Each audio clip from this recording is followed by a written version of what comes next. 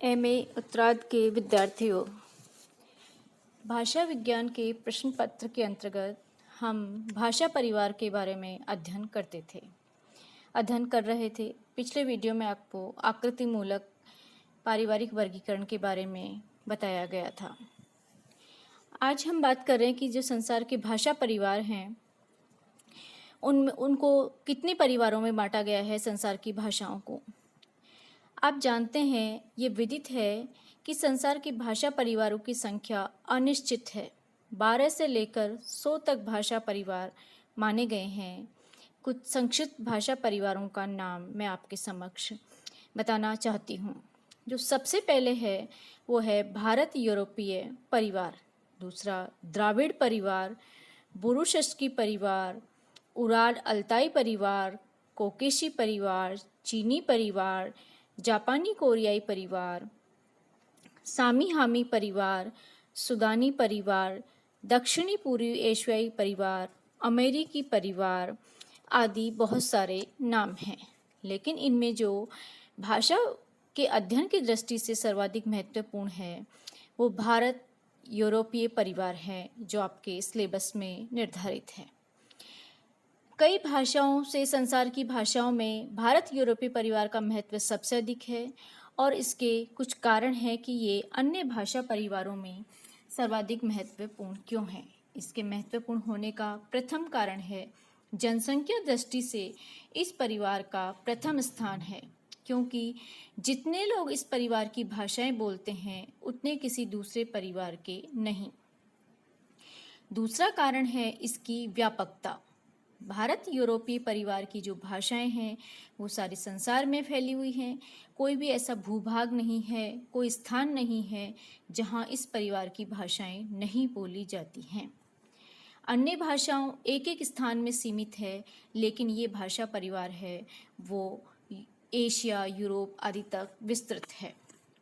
हम साहित्यिक दृष्टि से भी देखें तो इस परिवार की जो भाषाएं जितनी समृद्ध हैं, जितना साहित्य समृद्ध है, जितनी विविधता है, वो अन्य किसी भाषा परिवार के साहित्य में नहीं है। और हम इस परिवार की भाषाओं में विद्यमान वैज्ञानिक साहित्य की तरफ से देखें तो वो भी अप्रतिम है। कैसे? हम देखते हैं कि विगत कई शताब्दियों में विज्ञान के क्षेत्र में बहुत प्रगति हुई है, वह इस परिवार की भाषाओं के द्वारा ही हुई है, चाहे वह जर्मन हो, अंग्रेजी हो, फ्रांसी हो, रूसी हो आदि। सभ्यता जैसे उत्पन्न होती है वैसे भाषाएं भी उत्पन्न होती हैं और किसी न किसी भाषा को अपनाना ही पड़ता है। तो उस दृष्टि से जो भारोपीय परिवार है उसकी संस्कृति, उसकी वैज्ञानिकता बहुत अधिक समृद्ध है। ये इतना समृद्ध है और इसका वैज्ञानिक साहित्य है अपना जितना कि किसी अन्य भाषाओं में नहीं है। हालांकि चीनी और जापानी इसके साथ थोड़ी थोड़ी समानता रखते हैं। भारत यूरोपीय परिवार की भाषाओं का महत्व का एक अन्यतम जो कारण है वो राजनीतिक प्रभाव भी माना जाता है। राजनीतिक प्रभाव से कोई भी अछूता नहीं रह सकता है, वही इस भाषा परिवार के साथ पर भी लागू होती है। यूरोप के देशों ने संसार के बहुत बड़े भाग को अपनी राजनीतिक सत्ता प्रसारित की थी और बहुत सारे देशों को अपना उपनिवेश बनाया था, गुलाम बनाया था। स्वभावतः उपनिवेशों में शासकों की भाषाएं भी अपनाई गई और उनको आशातीत प्रसार का अवसर मिला। उत्तरी अमेरिका में अंग्रेजी, फ्रांसीसी, स्पेनी, दक्षिण अमेरिका में स्पेनी, पुर्तगाली, दक्षिणी अफ्रीका में, ऑस्ट्रेलिया में, न्यूजीलैंड में आदि में बहुत सारी भाषाएं हैं। अंग्रेजी, इंडोनेशिया में डच भाषा का जो प्रसार है वो राजनीतिक कारण से ही हुआ है।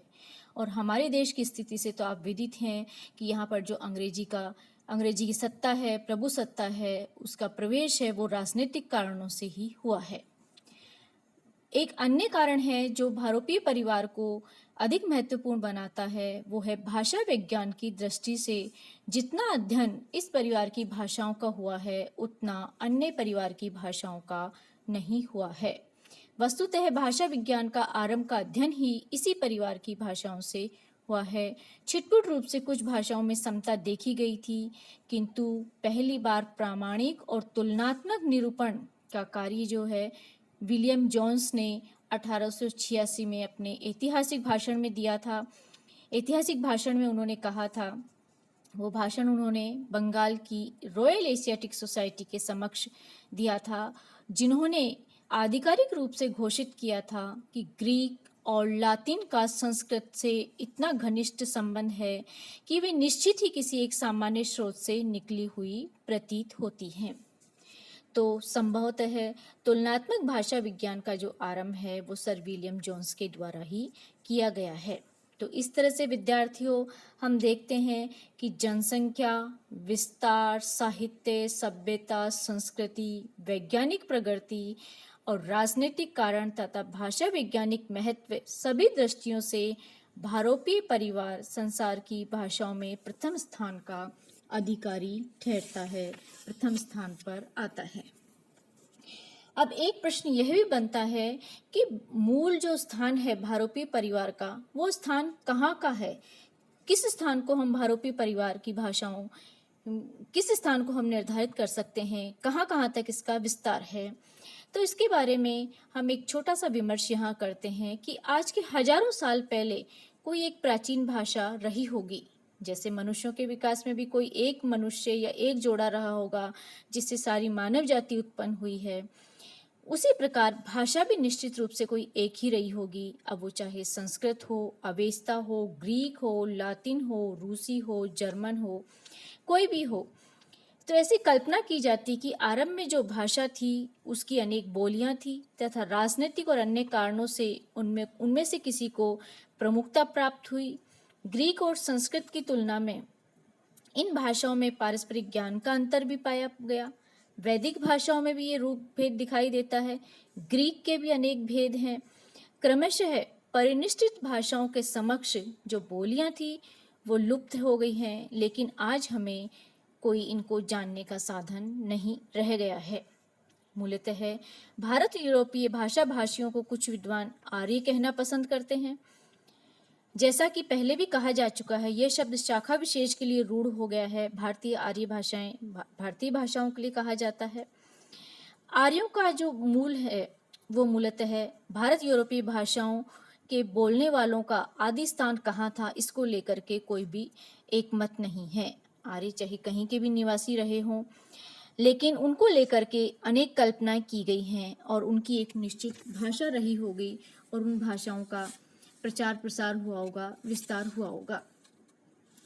भारोपीय परिवार का जो विस्तार है उसके लिए बहुत दूर तक कल्पना की गई है कि भारत में मध्य एशिया, दक्षिणी रूस, कॉकेशस का उत्तरी ढाल, जर्मनी, उत्तरी ध्रुव, पोलैंड में विचुस्ला नदी का तट, हंगरी में कार्पेथियन पर्वत, बाल्टिक सागर, तिब्बत, एशिया माइनर जिसे आधुनिक तुर्की भी कहा जाता है, आदि आदि इसके मूल स्थान माने गए हैं।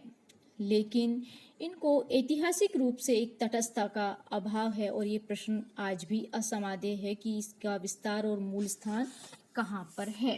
भारोपीय परिवार जो बहुत अधिक प्राचीन चीज होती है वहाँ अनुमान से ही कार्य किया जाता है, तर्क साध्य वो नहीं हो सकता है।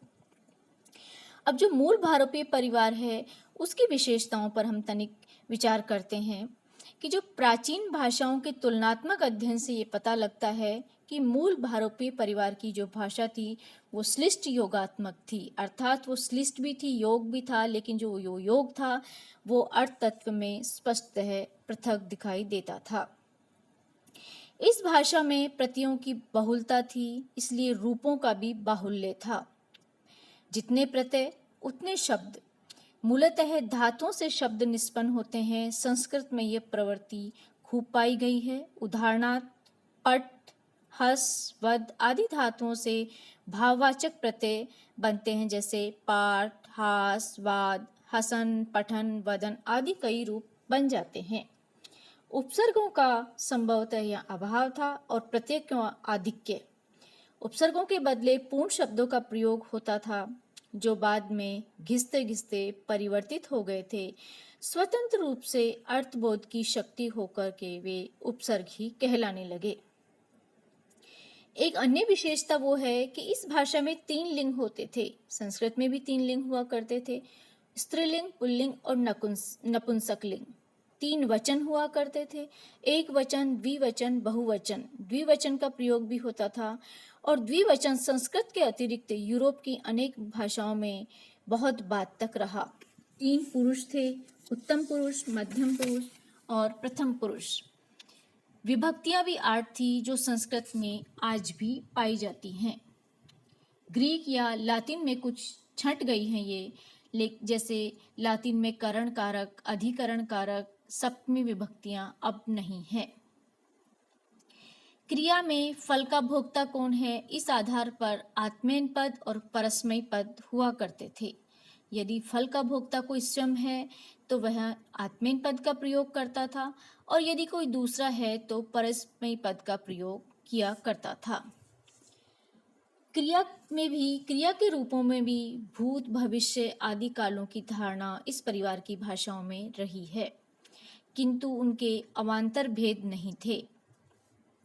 अर्थात क्रिया कब संपन्न हुई है, इससे अधिक ध्यान उसकी निष्पत्ति पर रहा करता था, निष्पत्ति के प्रकार पर रहा करता था, जैसे कि संस्कृत में भूतकाल, आसन भूत आदि भेद नहीं थे।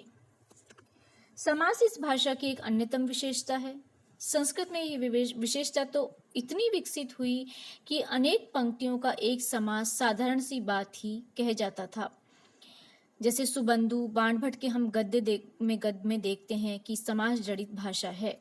जर्मनी में ये विशेषता आज भी विद्यमान है। अंग्रेजी में छोटे समास तो चलते हैं, जैसे suitcase, hold wall, bank draft, पर बड़े नहीं। हिंदी में भी बड़े समास खप नहीं पाते, कारण है उसकी विश्लेषणात्मक क्षमता। समास का पूर्ण बंधन श्लिष्ट भाषा में ही संभव हो सकता है, जो कि संस्कृत और जर्मन भाषाएं थी। भारोपीय परिवार की एक अन्य भाषा की विशेषता है कि संगीतात्मकता थी, इसलिए उदात्त आदि स्वरों के प्रयोग में अर्थबोध में सहायता ली जाती थी। हमारे वैदिक मंत्र इसके उदाहरण हैं। इनके उच्चारण के स्वरों में उदात्त, अनुदात्त, स्वरित आदि का प्रयोग अब अनावश्यक माना जाता था। प्राचीन ग्रीक में भी स्वरों का प्रयोग किया जाता था, बाद में स्वरों का स्थान बल में ले लिया। आधुनिक भारतीय भाषाओं में स्वरों के बदले हम बल का प्रयोग देखते हैं। रूसी, जर्मन, अंग्रेजी आदि की भी यही स्थिति है। अब अगला पॉइंट ये आता है, अगला विमर्श का या विचार का विषय ये बनता है कि भारतीय परिवार की शाखाएं कितनी हैं। भारतीय परिवार की शाखाओं में सबसे पहले आता है भारत ईरानी, जिसको आर्य भी कहा जाता है, बाल्तो-स्लाविक, आर्मीनी, अल्बानी, इतालिक, ग्रीन, जर्मन, केल्टिक, तोखारी और हित्ती। इसकी लगभग 10 शाखाएं हैं भारोपीय परिवार की। इनमें से कुछ पर जो आपके सिलेबस में निर्धारित है, उन पर विस्तार से चर्चा की जाएगी। अस्कोली नामक जो भाषा वैज्ञानिक थे, उन्होंने 1870 में इन भाषाओं को 2 वर्गों में रखा। इन भाषाओं की ध्वनियों की तुलना के बाद वह इस निष्कर्ष पर पहुंचा कि मूल भारोपीय भाषा की कंठे ध्वनियां कुछ शाखाओं में कंठे ही रह गई और कुछ में वो संघर्षी हो गई, अर्थात भाषाओं की जो प्रवृत्ति थी उच्चारण स्थान की, वो परिवर्तित हो गई। ऐसा अलोस्की नामक एक भाषा वैज्ञानिक ने कहा है और उन्होंने भाषाओं को 2 शाखाओं में बांटा है, सतम और केतुम। इन दोनों ही शब्दों का अर्थ होता है सो। अवेस्ता में सतम कहा गया है और लातिन में केंतुम कहा गया है। सतम वर्ग है, उसमें भारतीय और ईरानी भाषाएं आती हैं और केंतुम में लातिन और ग्रीक भाषाएं आती हैं। जर्मन, केल्टिक और तोखारिक भाषाएं हैं, वो भी केतुम में आती हैं। लेकिन जो हमारा अध्ययन का विषय है भारतीय आर्य भाषाएं, वो सतम वर्ग के अंतर्गत आती हैं। अब अगले ई व्याख्यान में हम भारोपीय परिवार की विशेषताओं का अध्ययन करेंगे। धन्यवाद।